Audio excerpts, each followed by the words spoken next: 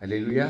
Bonjour, frères et sœurs, ça fait plaisir de revenir en France. Je ne suis pas revenu depuis qu'il y a eu le Covid. Et donc, je suis heureux de ma première incursion de nouveau sur la terre de France. Je dis toujours, hein, la Suisse, c'est mon pays, mais la France, c'est mon jardin. Voilà. Je m'appelle Martin Charton. Vous avez connu Martin de Tours. Moi, c'est Martin tout court. Voilà, je suis marié à une seule femme qui a moins de 100 ans et j'ai un fils qui a 18 ans et qui se fait baptiser l'année passée le 3 septembre. Voilà, et j'exerce un ministère itinérant prophétique dans le corps de Christ. Alléluia. Alors, avant de commencer, je vais lâcher tout de suite, avant que j'oublie, une parole prophétique pour cette église. Le Seigneur dit, je suis le Dieu de la présence. Je suis le Dieu de la présence. C'est moi qui est au milieu de vous et je me tiens. Je suis le Dieu de la présence et l'espérance est pour l'église de France, l'espérance est pour l'église en Belgique et en Suisse et de la francophonie, l'espérance de ma présence. Plus mon peuple est caché en moi, plus mes bénédictions tombent. Dans ma présence, il y a la vie. Dans ma présence, il y a le pardon. Dans la présence, il y a la réconciliation. Dans ma présence, il y a les appels. Dans ma présence, il y a les dons. Dans ma présence, il y a mon autorité. Dans la présence, il y a les anges qui se manifestent. Vous êtes appelés un peuple de ma présence, un peuple de ma vie. Je suis le chef de l'église, je suis l'alpha et l'oméga, le commencement et la fin. Je reviens bientôt, mais avant, je suis un Dieu de la présence. Et ma présence va être de plus en plus forte. Si vous préparez vos cœurs, si vous ouvrez et vous marchez par la foi, ma présence va descendre dans vos vies individuelles. Ma présence va descendre dans vos vies communautaires. Parce que je vais encore bénir l'église de France, je vais encore bénir la terre de France, parce qu'il y a des hommes et des femmes qui ont déchiré leur cœur devant moi. Il y a des intercesseurs en France qui ont prié pour que le souffle de l'Esprit vienne. Et moi, je réponds, dit le Seigneur. Je réponds à mes enfants. Je réponds encore à la prière. Je n'ai pas changé. Je suis celui qui a toute autorité, qui règne sur les royaumes, sur les nations, sur les politiques, sur la maladie, sur le Satan, sur le péché. Je suis le roi des rois, le vainqueur des vainqueurs. Et personne ne peut m'arrêter. Que celui qui a des oreilles écoute ce que l'Esprit dit à l'Église. Amen.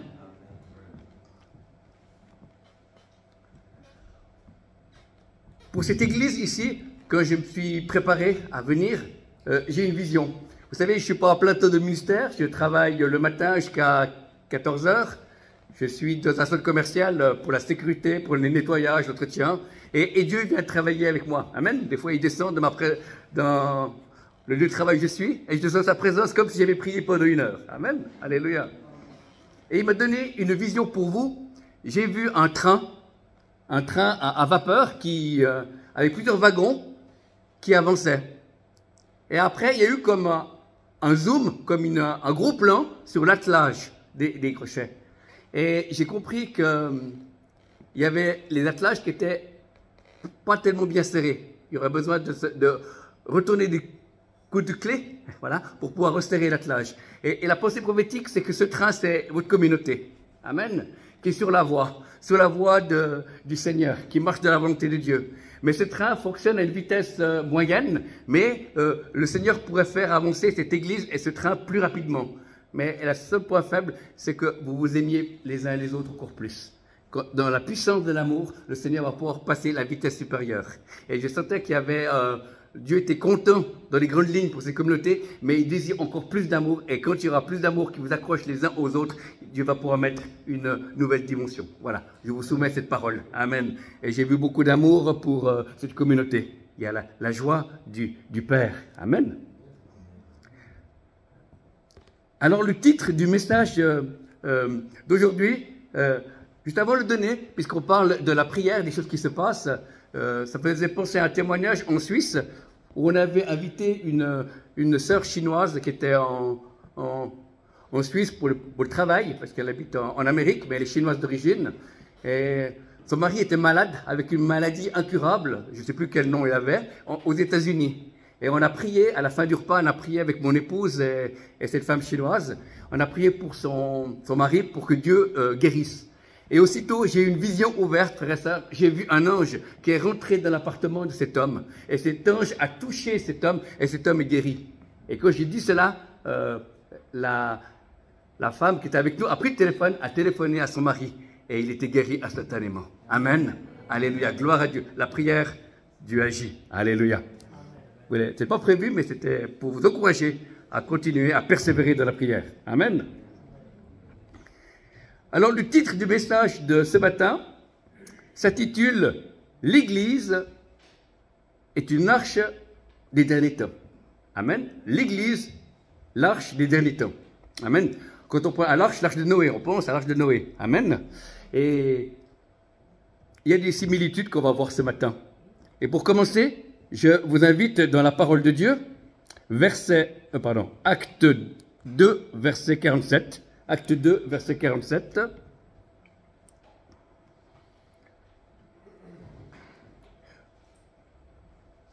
Louons Dieu et trouvons grâce auprès de tout le peuple, et le Seigneur ajoutait chaque jour à l'Église ceux qui étaient sauvés. Amen.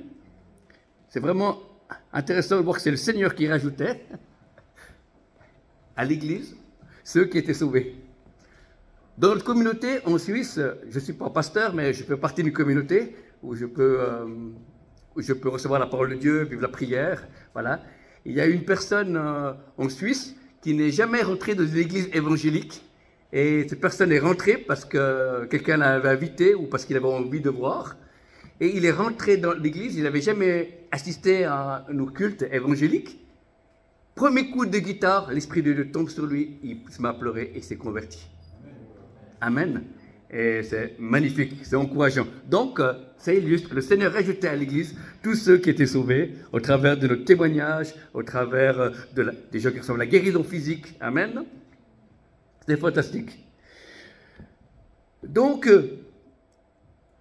le premier point qu'on va voir pour cette arche des derniers temps, qui est l'Église, c'est le manque de visibilité. Amen. Quand Noé, avec ses fils, était dans l'arche de Noé, tous les animaux, il n'avait pas de visibilité.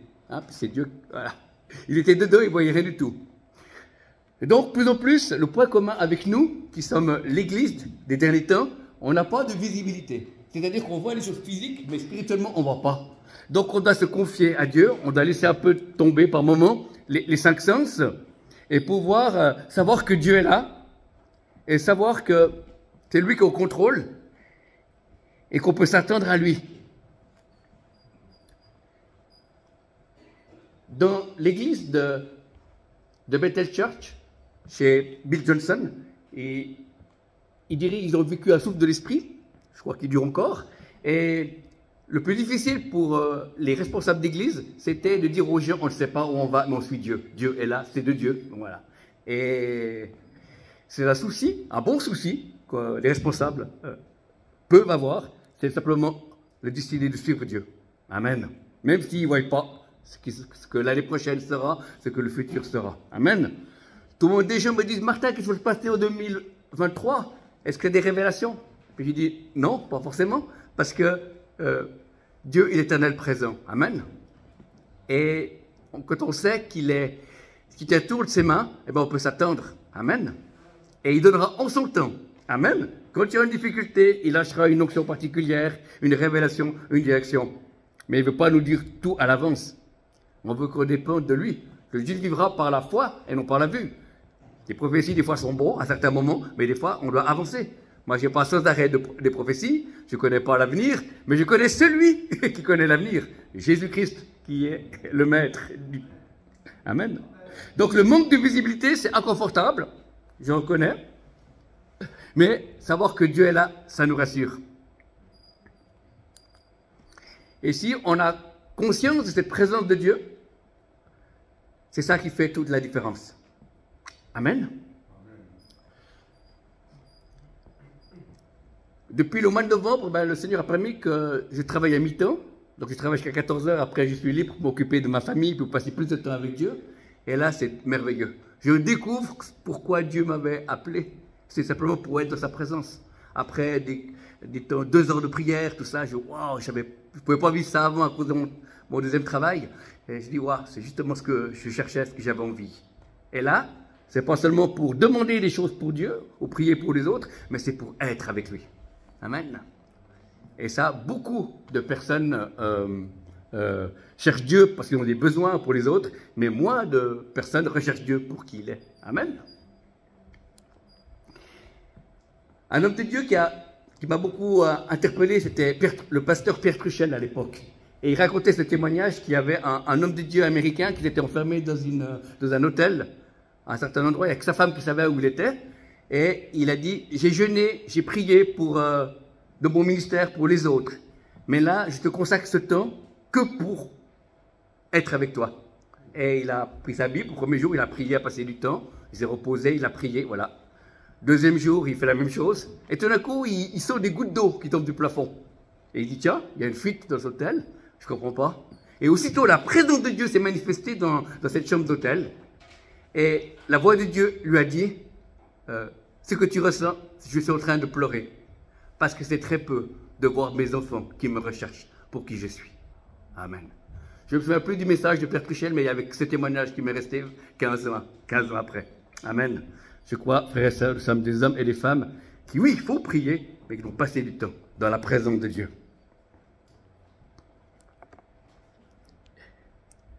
Dans Hébreux 11, 1, je vous invite dans Hébreux 11, 1.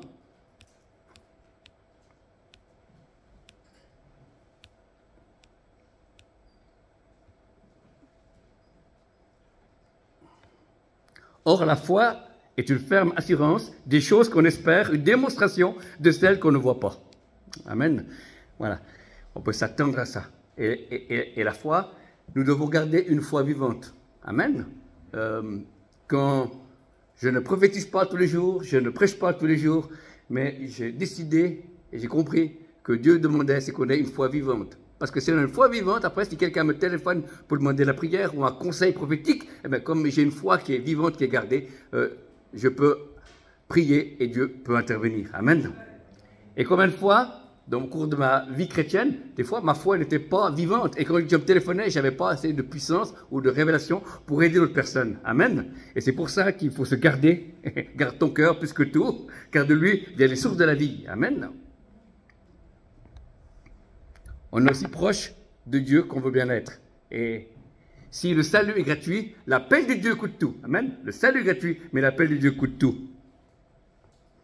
Donc le manque de visibilité, c'est le premier point. Et ça, dans l'église, comme les personnes qui étaient dans l'arche, ils ne voyaient pas où ils allaient, ils étaient pris dans l'eau et l'arche a flotté avec tous les animaux.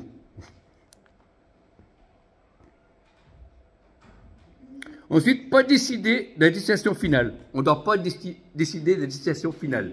La destination finale, c'est Dieu qui décide, encore, et c'est pour ça que ça demande un lâcher prise. Amen. Et puis, un moyen que Dieu a utilisé, c'est que Dieu a utilisé le Covid. Dieu n'a pas envoyé le Covid, mais il a utilisé le Covid pour qu'on puisse lâcher prise dans le peuple de Dieu. Et un des fruits de ce Covid qu'il y a eu, malheureusement, eh ben, il y a eu des barrières qui se sont écroulées, des barrières de dénomination qui ne voulaient pas parler avec d'autres, avec des serviteurs de Dieu qui ne voulaient pas parler avec d'autres. Et après, il y a eu des collaborations de la prière et les murs sont... On a tous une église locale, amen, ou un groupe de prière, mais il y a eu des ponts, voilà, qui ont été faits. Il y a un désir de pouvoir travailler avec d'autres serviteurs de Dieu, d'autres familles d'église. Voilà. Il y a comme une solidarité, il y a quelque chose qui s'est passé. Et on a vu beaucoup de personnes découragées, mais aussi beaucoup de personnes qui ont mis leur vie en règle. Amen. Alléluia.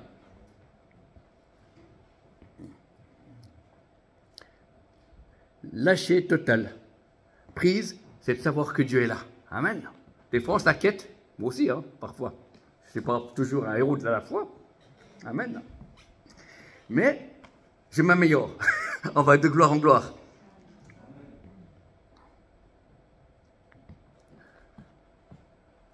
Des fois, quand on veut contrôler, c'est parce qu'on ne connaît pas Dieu. Et Dieu ne se trompe jamais. Si on passe par certaines difficultés, si on passe par certains échecs qu'on peut avoir, eh bien, Dieu est au contrôle. Et combien de fois je dit, mais pourquoi ça m'arrive à moi et pas aux autres, etc. Et j'ai compris que Dieu travaillait le caractère. Amen. Dieu est plus intéressé à ton caractère qu'à ton ministère. Amen. Dieu bénira ton ministère parce que c'est ton œuvre. Mais c'est notre caractère qu'on va transporter avec nous dans l'éternité. Amen. Et des fois, on oublie. Il y a les deux aspects. Dieu travaille au travers de nous. Amen. C'est plus moi qui vis, c'est Christ qui vit au travers de nous, nous dira la parole de Dieu. Et puis des moments, eh bien, il veut travailler le caractère. et c'est aussi important.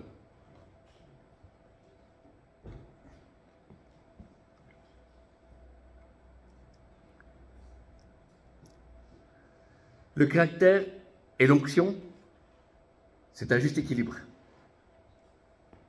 On a eu vu dans l'histoire de l'Église des personnes qui avaient une forte onction par mauvais caractère. Et c'est embêtant, mais c'est quand même Dieu qui coule au travers. Il y avait un homme de Dieu qui, à ses débuts, plus maintenant, mais à ses débuts, après les cathares, évangéliste, il disait, mais j'aime pas les gens.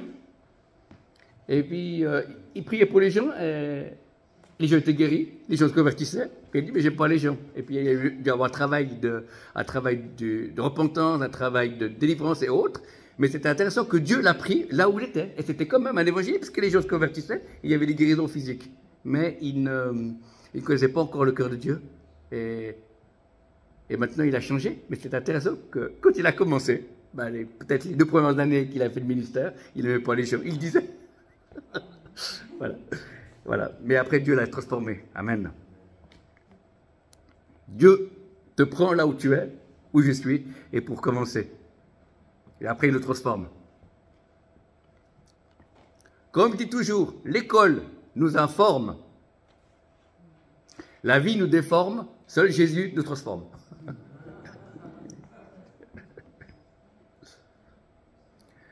Pas décider, lâcher le contrôle, Seigneur, tu connais la destinée pour l'église locale, tu connais la destinée pour ma propre vie. Amen. Et souvent, nos vies personnelles sont liées aussi à l'église locale, mais pas au même niveau, parce qu'il y a des fois des choses, des fois il y a des taux de repentance qui sont communautaires, des taux de repentance qui sont individuels. Amen. Mais il y a beaucoup de points communs. Et moi, je dis toujours, avant que Dieu te donne une vision pour servir, sers la vision de l'église locale. Amen. Et après, quand Dieu donnera ton héritage, et bien après, on va voir comment on peut faire. Mais d'abord, sers l'église. Amen. Continue à servir. Amen. Soit tu sers Dieu, ou soit tu sers à rien. Choisis ton camp.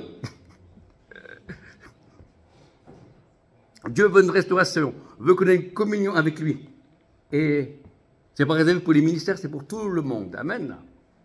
Il n'y a pas d'âge pour être en communion avec Dieu. Et c'est fantastique. Jour après jour, on découvre qui il est. Et plus je découvre qui il est, plus j'aime l'Église. Amen. Plus j'aime ma famille. Amen. Plus j'aime Israël. Amen.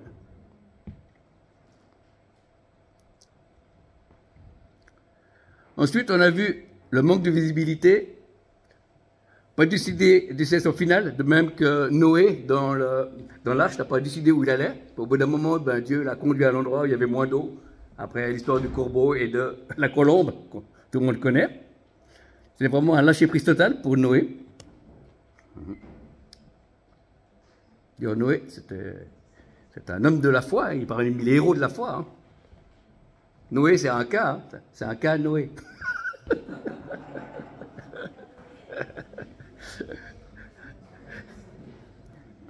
Et numéro 3, Dieu est maître du temps et des circonstances. Et ça, c'est quelque chose qui est fantastique. Dieu, maître du temps et des circonstances. Et c'est intéressant que Dieu nous a choisis pour être des chrétiens de la fin des temps. On aurait pu vivre à l'époque de Napoléon, mais non, Dieu a préféré qu'on soit à l'époque des... Exactement, voilà, ou de la technique, voilà. Et nous sommes appelés, c'est pas un hasard qu'on est là, parce que Dieu avait besoin de nous pour être des témoins pour cette génération. Amen. C'est une génération qui n'est pas facile, nos vies, nos enfants aussi, mais c'est merveilleux ce que Dieu fait. Amen. La jeunesse n'est pas plus mauvaise que nous quand on était jeunes, il y a simplement des moyens techniques et des choses qui les séduisent pour un temps, mais si cette technique est mise au service de l'évangile, ça peut être glorieux. Amen. Donc, je donne un exemple. À Paris, il y avait un serviteur de Dieu qui était là, et il a fait un appel à la conversion, et après, il dit, je vais prier pour les malades, et si vous avez quelqu'un chez vous qui est malade, prenez votre téléphone maintenant, mettez pas sur haut-parleur, mais qu'on m'entende, et il a prié pour les gens qui étaient de la salle, à distance, comme ça, et puis après, il a prié pour ceux qui écoutent au téléphone, il y a des gens qui étaient chez eux, des gens de leur famille, voilà, qui ont été guéris. Il y a eu d'autres, 5 ou 6 guérisons dans... Tu vois, des gens qui ont tenu la prière par téléphone, des gens qui étaient chrétiens ou pas chrétiens. Amen, c'est fantastique. Vous voyez, Dieu utilise la technique aussi. Amen.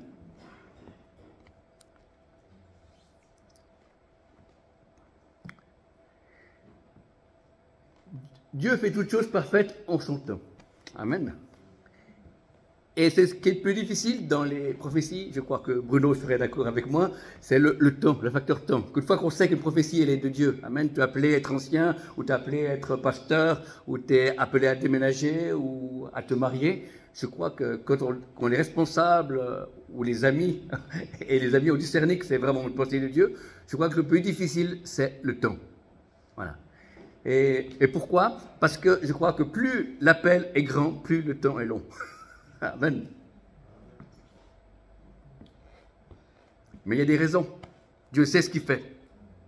Mais dans cette attente, c'est jamais une attente qui est passive, où on regarde que la télé, puis on dit, oh, j'attendrai, Dieu va frapper à ma porte. Pas du tout. Non, non. C'est un temps de préparation.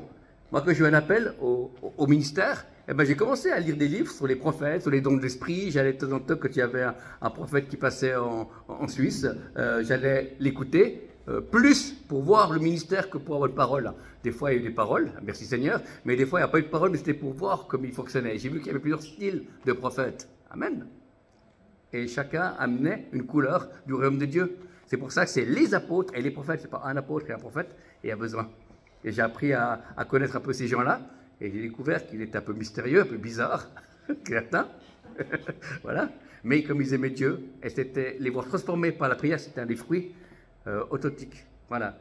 Et quand j'ai demandé à Dieu, comme il voyait le ministère prophétique aujourd'hui, le Seigneur m'a donné cette phrase. Un prophète de Dieu est quelqu'un qui amène la présence de Dieu aujourd'hui pour que le peuple de Dieu puisse vivre les promesses de Dieu demain. C'est ce que j'ai reçu. Je répète, un prophète de Dieu est un homme ou une femme qui amène la présence de Dieu aujourd'hui pour que le peuple de Dieu puisse vivre les promesses de Dieu demain. Amen. Ça, c'est intéressant. Gloire à Dieu.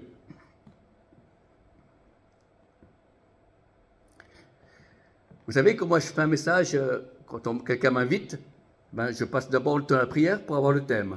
Mais après, c'est moi qui cherche dans les livres, dans la Bible, les versets bibliques. C'est moi qui cherche dans les livres de prière, des témoignages, des vidéos chrétiennes. Voilà, je construis comme ça. Mais au départ, je m'attends, parce que Dieu connaît l'Église. Je ne vais pas parler de la dîme aujourd'hui, bien qu'on peut, certaines personnes peuvent avoir un bon message, mais ce n'est pas le moment. Et je crois que c'est l'écoute de Dieu. Et je crois que qui était une faiblesse dans les années passées, c'est qu'on a prêché des messages qui étaient bibliques au niveau doctrinal, mais qui ne correspondaient pas forcément aux besoins de Dieu.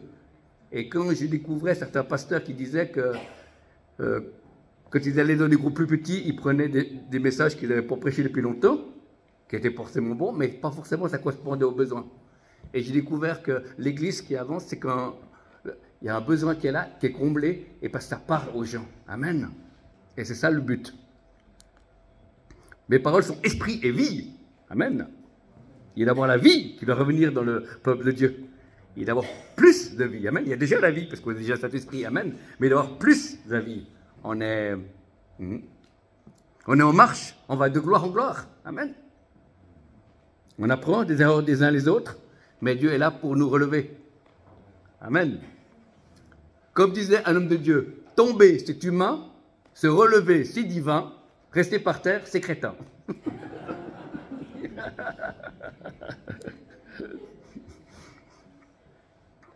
Moi aussi, j'ai fait des erreurs dans l'Église, mais Dieu m'a pardonné. Et j'ai continué à persévérer. Persévérer. Percez et vous verrez. Amen.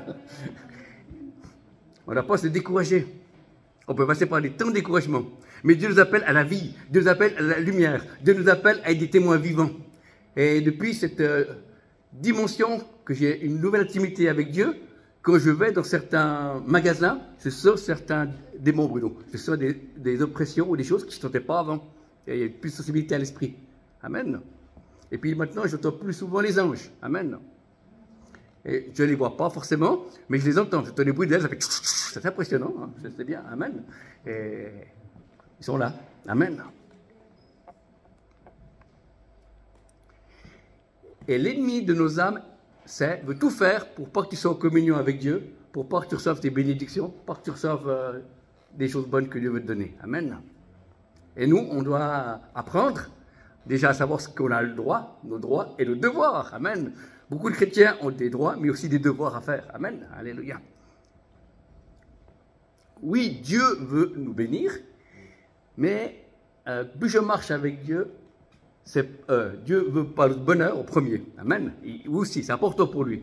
Mais la première chose que Dieu veut, c'est notre cœur de sanctification. Amen. Parce que si on dit que Dieu veut seulement notre bonheur, alors tous nos amis, les frères et sœurs d'Ukraine qui vivent actuellement, ils seraient dans l'erreur parce qu'eux, ils n'ont pas le bonheur. Ils doivent quitter leur pays pour échapper. Voilà. Mais Dieu veut, c'est le caractère de notre cœur. Dieu veut nous transformer. Et ça prend du temps. Et malheureusement, c'est au travers de souffrances, celles qu'on a choisies ou celles qu'on n'a pas choisies, l'erreur des autres et nos propres erreurs, qui permettent que nous restons humbles, permettent que nous laissons toute la place à Dieu. Amen.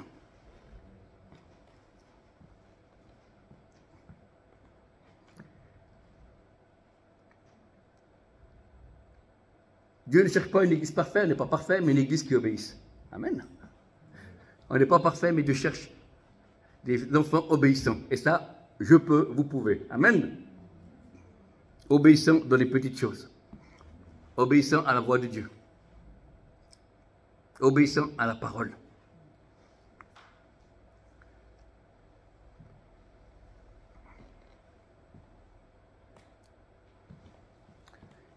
Si on réussit à garder un certain niveau de foi, la Bible dit, si vous avez la foi comme un grain de moutarde, voilà, vous pouvez demander, il sera accordé. Amen.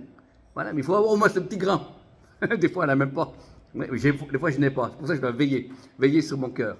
Et chaque fois que je sais que je suis invité à prêcher, pendant les 2 jours, je ne garde plus les informations.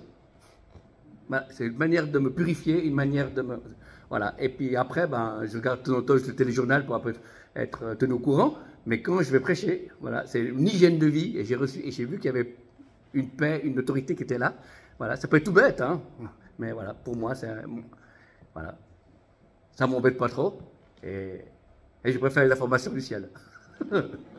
Plutôt que ciel FM.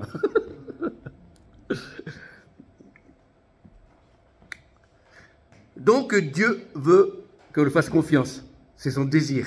Et qu'on soit des partenaires, hommes et femmes, partenaires avec lui, ouvriers avec Dieu. Amen.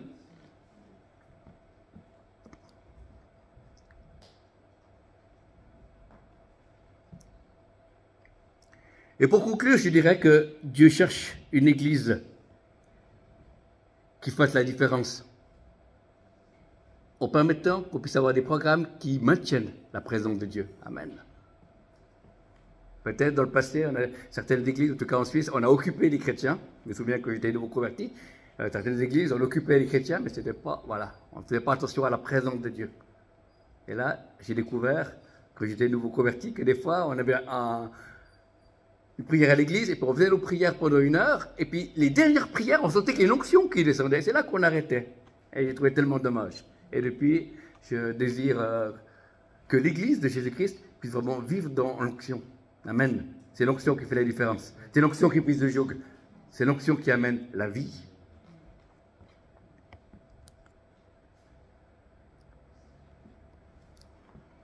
On ne sait pas ce qui va se passer en France, mais on sait une chose, c'est que si le mal va en grandissant, on sait que Dieu est là pour son côté aussi, parce qu'il est vainqueur. Il est là pour donner la puissance, pour nous faire passer au travers de ce qui peut nous arriver. Amen. Mais Dieu veut encore des transformations dans nos cœurs, pour qu'on puisse encore avoir davantage de sa présence. On n'a jamais trop de la présence de Dieu. Amen.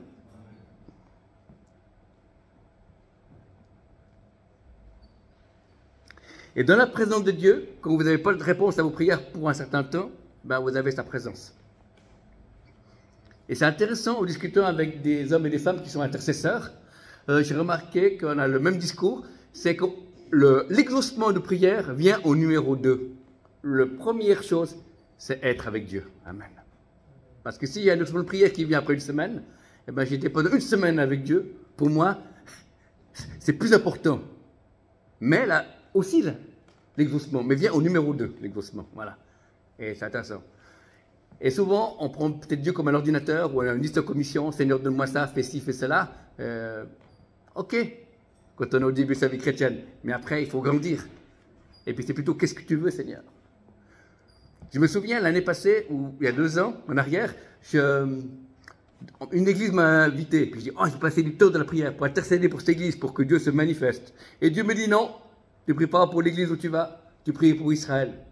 Mais il dit, Seigneur, je dois quand même prier pour l'église où je vais, je dois prêcher. Puis non, tu pries pour Israël. Alors, j'ai dit, bon, ok. Alors j'ai prié pour Israël dans tout mon temps que j'avais.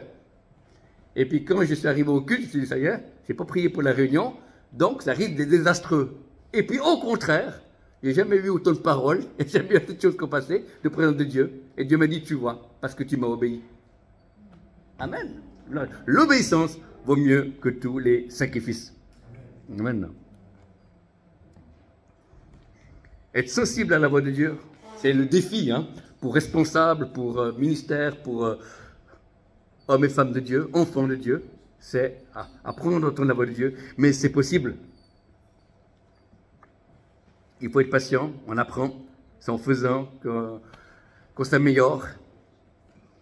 Au début, j'avais qu'une phrase, après j'ai eu 2 phrases, après c'est ramené 3, après c'est plus long, les paroles prophétiques, parce que c'est pas la pratique. Amen. Mais on ne doit pas chercher la longueur d'une prophétie quand on reçoit pour la donner, on doit chercher le contenu. Voilà. Et des fois, comme le frère a parlé, ce matin, c'était quelques mots, et c'était puissant dans l'onction de la présence de Dieu. Amen. Et bien que le Seigneur vous bénisse. Merci d'avoir accueilli la parole de Dieu. Puis maintenant, on va passer à un temps prophétique où il y aura des prophéties pour des personnes individuelles. Alors, je vous autorise à sortir votre téléphone pour enregistrer la parole prophétique. Voilà, je vais venir un peu dans votre direction. Et en tout cas, c'est merveilleux. Seigneur, merci de bénir cette communauté. Je prie que ces quelques paroles d'exhortation, ça puisse encourager les gens à rechercher ta présence, Seigneur, et que tu bénisses dans le nom de Jésus, que tu remplisses cette église de ta présence, de ta vie. Merci, Seigneur, parce que dans la louange, j'ai senti que c'est un lieu où tu es le bienvenu. C'est un lieu où tu es le bienvenu, Seigneur. Alors, je te demande, Seigneur, d'agir au-delà que nous pensons, imaginons et